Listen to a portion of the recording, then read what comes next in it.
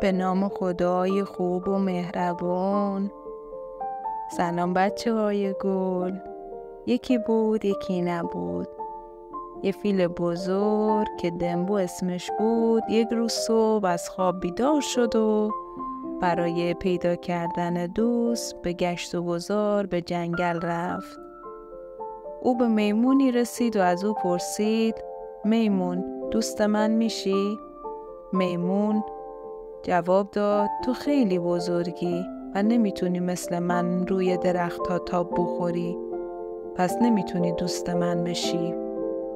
بعد دمبو رفت و به راهش ادامه داد تا به خرگوش رسید و از او پرسید: دوست من میشی؟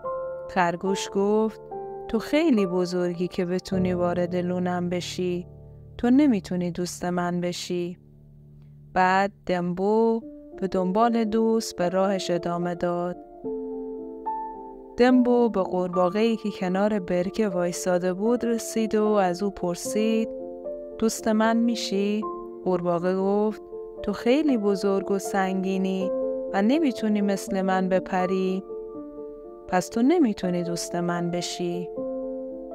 بعد دمبو به ماری رسید و از او خواست که دوستش بشه.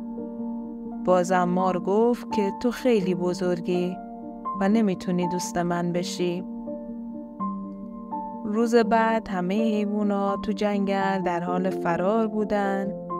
دمبو یک خرس رو دید و از او پرسید که چه اتفاقی افتاده. خرس گفت که یک ببر هر حیوانی رو که ببینه مورد حمله قرار میده. دمبو خواست تا حیوانات ضعیف رو نجات بده. به سمت ببر رفت و گفت: لطفاً آقا ببره، دوستان من رو تنها بذار، اونها رو نخور. ببر به دمبو گوش نداد و به او گفت به کار خودش برسه. فیل ببر رو لگد کرد و او رو ترسوند. ببر فرار کرد. دمبو به سراغ حیوونا رفت و به اونا گفت که چه اتفاقی افتاده.